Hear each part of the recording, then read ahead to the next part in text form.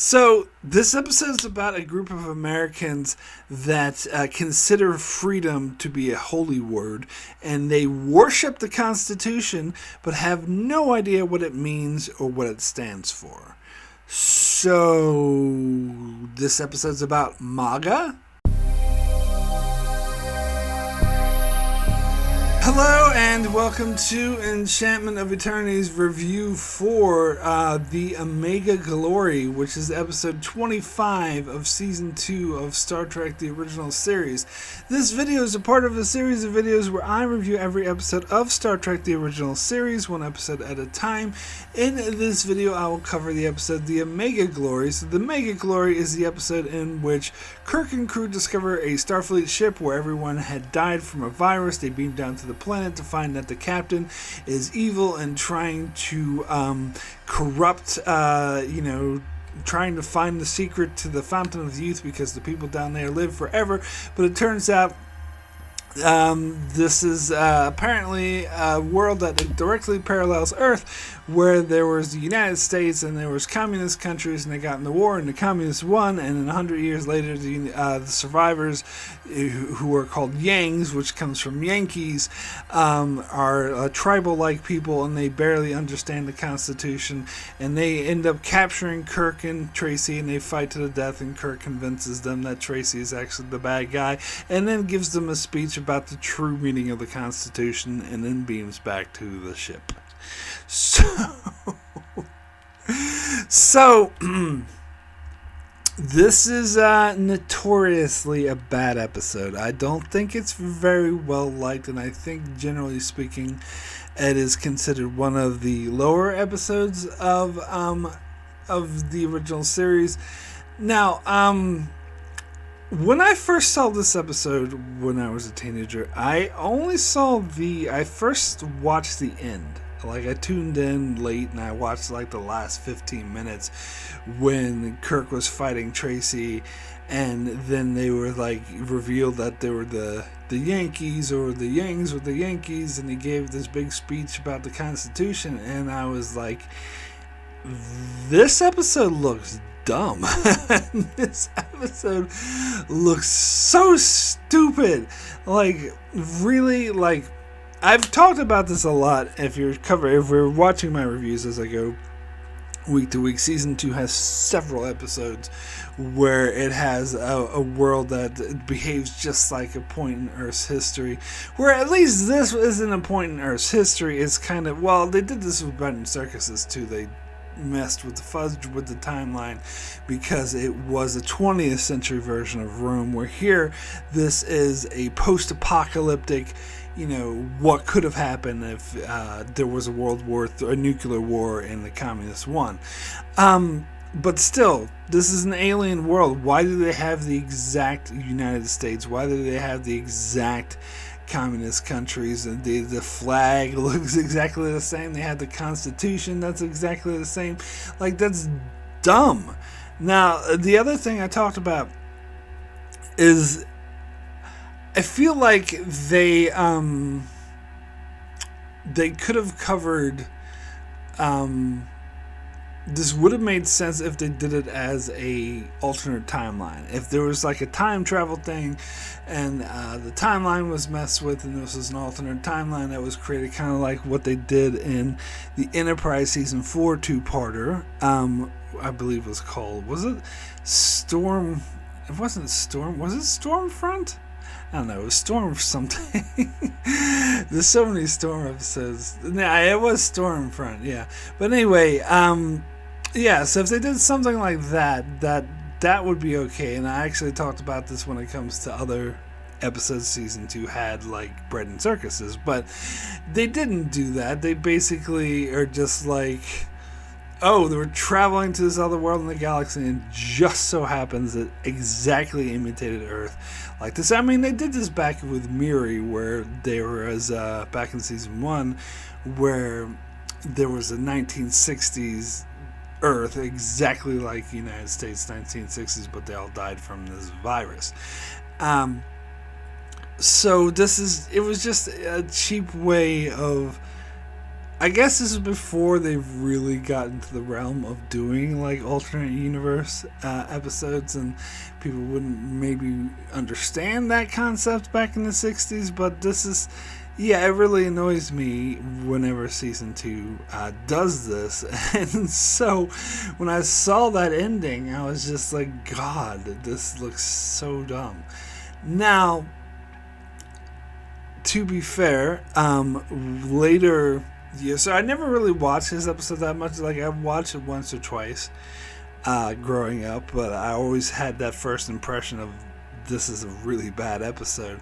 But years later, when I was in my 20s, and it had been a really long time since I'd seen this episode, I remember like reading some things about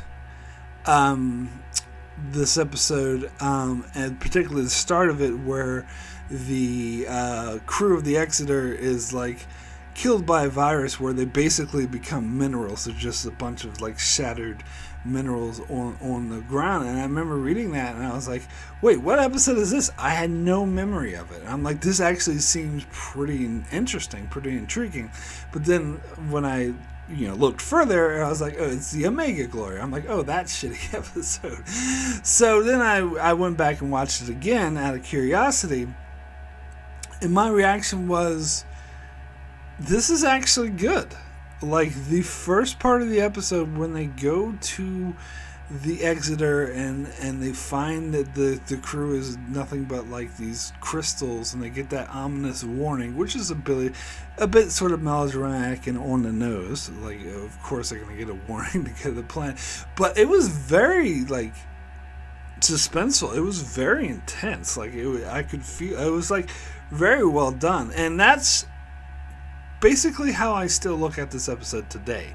Watching it just now, I still had that reaction where the first part of it, I'm like, this is actually a good episode.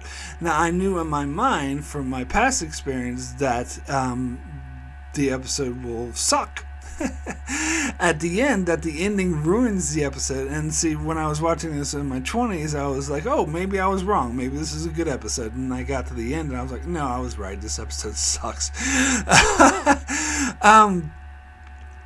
But it has that good end, the good beginning. Like, it starts off really. It was a really interesting episode, and I think had they did the ending better, this could have been actually could have been a really good episode. And I still think that the beginning part is really well done. Now, it's not just the fact that they happen to have United States on another world in the galaxy.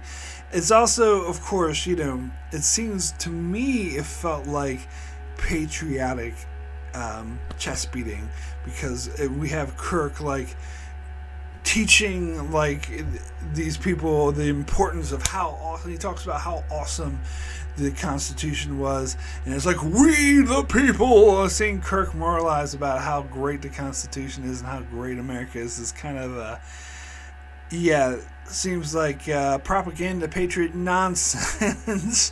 And that part always bothered me. In fact, when I was watching this episode and Kirk was talking about, these are the words that have so much meaning, we the people, I'm like, yeah, except for the fact, and he said the reason why is because it counts to everybody. And I was like, yeah, except if you were a woman, you weren't allowed to vote, or if you were black, because you were a fucking slave when that thing was written. But let's gloss over that.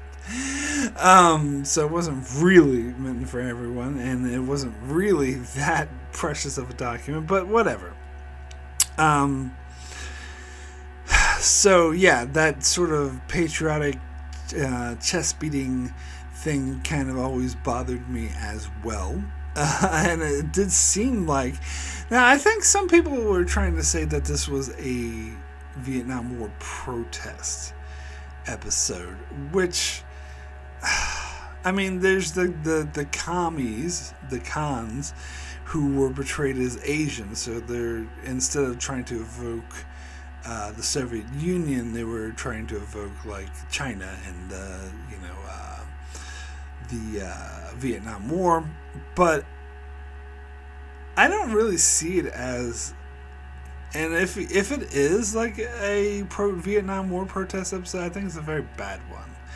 And they could say like the point of Kirk moralizing about the Constitution could be him, trying to say that we lost, trying to like make an analogy that we sort of lost our way with the Constitution and are not staying true to it by having the Vietnam War. But I don't think so. I don't think that message comes off very strongly. For me, this just comes off as, well, America's great.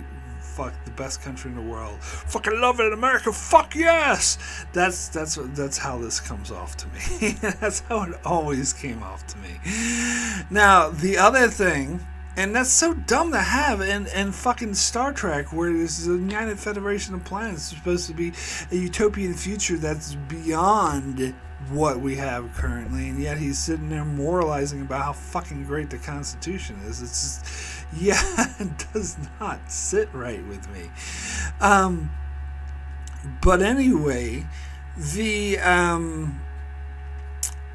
beyond that, even putting all that part aside, the ending of the episode is still bad because Ron Tracy, who at first is like kind of a misunderstood Starfleet captain, he thought his crew had died, and that's what I found very interesting about this first half, by the way, the fact that he thought his whole crew had died, but then he also thought that he discovered the Fountain of Youth. Why didn't anyone else from his crew beam down with him when that person made that warning, if you're not, go down to the planet right now? Why didn't they go themselves? Why is Tracy the only person who thought it was wise enough to fucking survive? But anyway, regardless, I feel, that was an interesting storyline with Tracy and how he got corrupted because he thought he found the Fountain of Youth. This is something that they actually touched on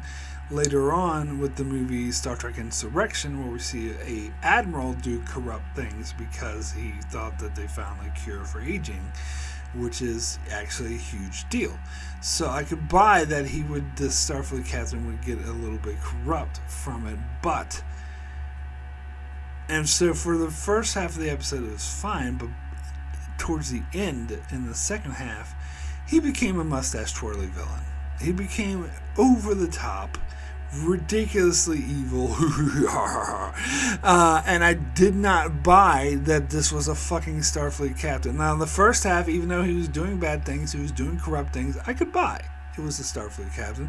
But in the second half, he was just like saying shit like to what's his face, Cloud Williams. He was saying shit like, "Oh, he's the evil, he's the devil, he's talking to spirits," and just the way he was behaving and like trying really hard to like kill Kirk was just like, it was mustache twirly bullshit. It was two-dimensional. So it's not just the fact that they do the United States Constitution moralizing bullshit. It's also the fact that he turned into a cartoonish two-dimensional villain, and I don't buy, by the end of this episode, I do not buy that that the Starfleet captain would do this. And it also made me think, this is also a very similar episode to Bread and Circuses. Again, all these episodes are alike. Bread and Circuses, Patterns of Force. They're doing like the same formula and because in Bread and Circuses there was also a Starfleet captain who ended up betraying his crew and joining the corrupt culture or whatever. And so it made me think that, everyone nowadays, a lot of Star Trek fans talk about the corrupt admiral trope, but the original series actually had the corrupt Starfleet captain trope. Is he was like, whenever there's another Starfleet captain that they encounter, they end up being an asshole or corrupt as well. Like, I don't know, it was mainly just this guy and the dude from Bread and Circuses. Oh, and then there was that scientist dude from Patterns of Forest, too. Oh, what a great idea to introduce Nazi Germany into this alien world. What the fuck? So, but they still tried to pass that guy off like he was like a genius and actually a good guy, which clearly he was not. But anyway, yeah, so it's become a trope where Starfleet captains are all assholes. They're all corrupt. And even, I think at the start of this episode, Kirk talks about, oh, Ron, man, like, Ron Tracy, he's got such a great record. He has all this experience. He's a well-known, great guy. And he turns out to twirl his mustache and go, yeah. I mean, what's the standard to become a Starfleet captain? And it seems like they just have a tendency to promote people who are homicidal assholes to this rank. Just my opinion. Alright, and yeah, and so it's disappointing that they didn't come up with a better ending, because I do think to start with, you know, them being aboard a ship and finding their crew turned into crystals and to getting that warning that they have the disease now, that's really ominous. But then they beam down to the planet and it's just a bunch of patriot chest thumping nonsense and two-dimensional cartoon villains. And so, and then the whole thing with like Cloud Williams, whatever, I thought, you know, I didn't care about this character. And they brought back the fight music from Amok Time, Gamesters of Triskele, and they brought it back in this episode when Kirk was fighting, stuck in a prison cell with Cloud Williams, and I was just like, oh, yeah. It really, this is like a picturesque, like a perfect example of an episode that started out good, that had a good idea, and just completely fell apart. Like, completely fell apart in the second half, and to the point of being utterly ridiculous. So it's quite sad, because this actually could have been a really good episode. Now, one more thing I did want to talk about is when Spock, at the end where Kirk was fighting Tracy in the battle to the death, whatever, I think they played that fight music again for this, and Spock used his mind control powers to get the woman to open up the communicator so they could call Sulu. Like, he can do that.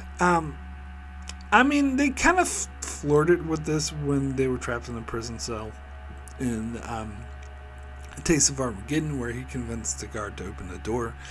And so I guess this isn't the only episode he does this, but I think that's ridiculous, that he can mind control people into doing what was he a fucking Jedi? These aren't the droids you're looking for. You will give me the communicator. Anyway, I think that's dumb. Anyway, let me of course thank my patrons for supporting me on Patreon. It is very much appreciated. The lifeblood of the channel, really keeps the channel going. So much appreciation I have for that. So let me give a quick shout out to those that support me on Patreon. So we have Kyrie091, Anthony D. Benedictus, Ricky, Matty Jester, Joel Lavals, Brian A., Alessandro Miguelesio, Norman Buchwald, Stephen Kennedy, Brenton Berg, Allison Fordyce, and Brandon Neal House. Thank you all so very, very much for your support. It really does help keep me going. So we do have a couple of Patreon comments for this episode. Let's see. First comment is from Brandon Neal Howells. The Omega Glory. This one is really on the nose. A rogue Starfleet captain, a planet where communists won against the North Americans. The communists are villagers who dress like northern Chinese and behead people. The Americans, Yangs, are a horde of white people wearing skins armed with spears and speaking in the Pidgin Indian from 1950s Western movies, but they have the holies, to wit, a Bible and the Declaration of Independence, and all written in English too. I wonder if Cloud Williams can read or if the holy words are part of a spoken tradition because he can't say the words correctly. Immortality? Bah!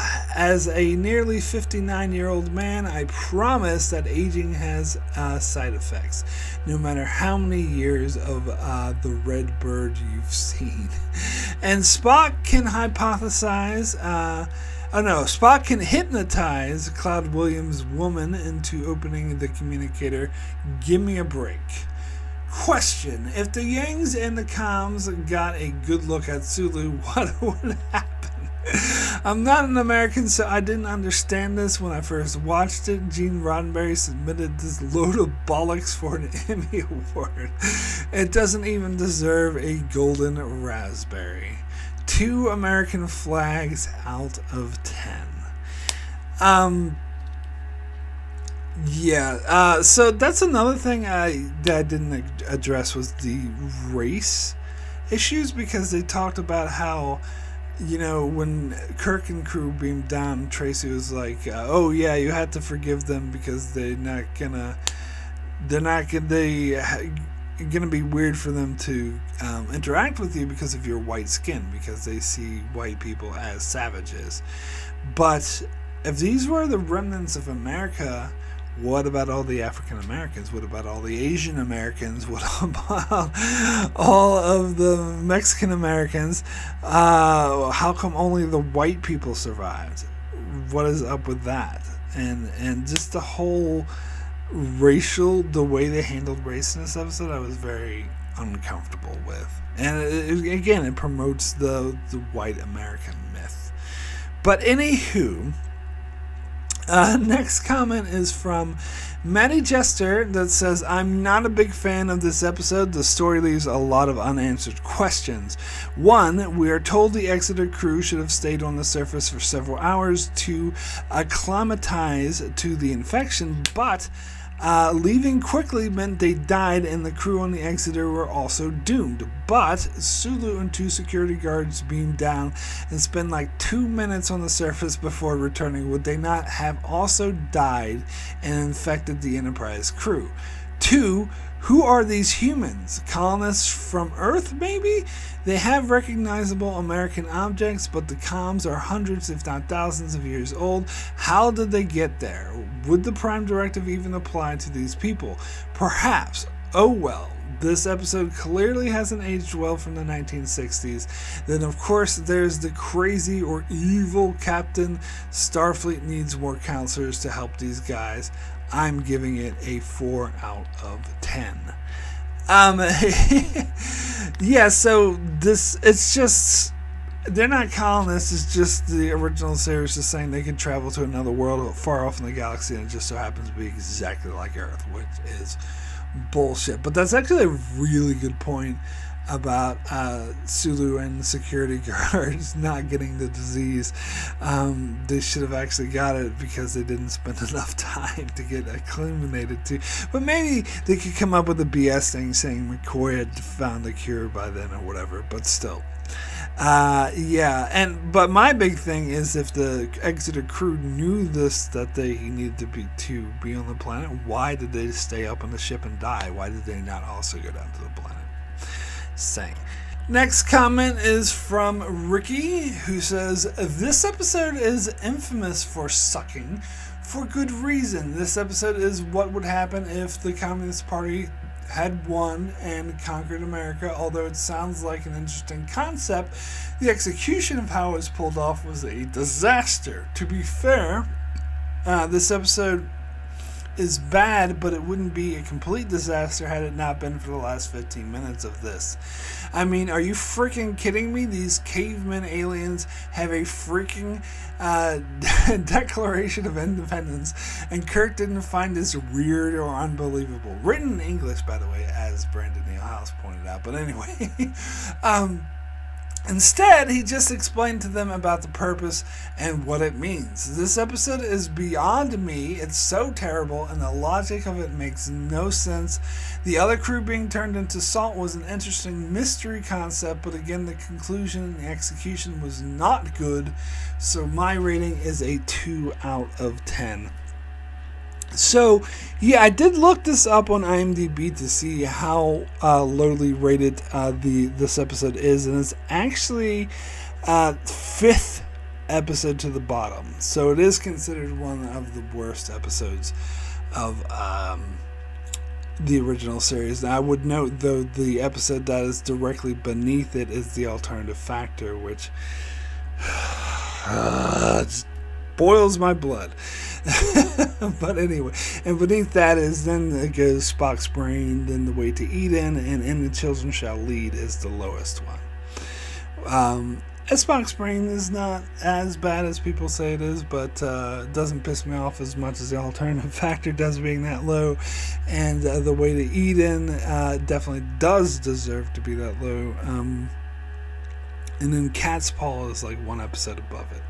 So that, yeah, how can anyone say Cat's Paw is better than The Alternative Factor? What's wrong with people? But anyway, sorry, it's another discussion altogether. So my rating for the Omega Glory out of 10, I gave this a lot of thought, and I'm going to give this episode a 3.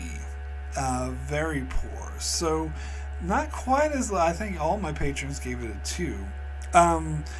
I almost actually gave this a 4 because I actually think the first half of this episode is really good. I really like it. I think it starts off really strongly. It's a very intense, very like creepy mystery. It's one of the more like creepy. It would have been a really good horror episode had they landed the ending. And it was very intriguing, and the situation they set up with Tracy is just, yes, the episode completely fell apart. Like, really bad. And then going over about just how terrible and nonsensical and dumb that ending is made me change my mind and bring it down to a 3. But I did like that first half of the episode enough to elevate it from a 2. I think it does deserve to at least get a 3, but yeah, definitely that ending was just one of the worst things ever.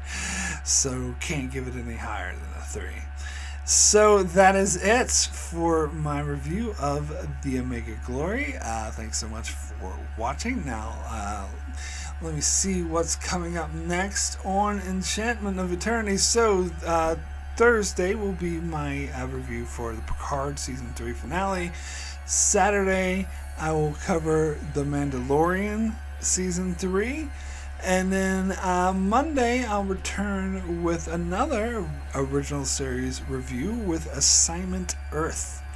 And then the following Wednesday will be a revisited over on Patreon for Spectre of the Gun Revisited. So please be sure to check out my channel for all that, and as I cover many other Star Trek videos and many other videos and many other shows as well. So be sure to subscribe so you can keep up with all of that, and thanks a lot for watching.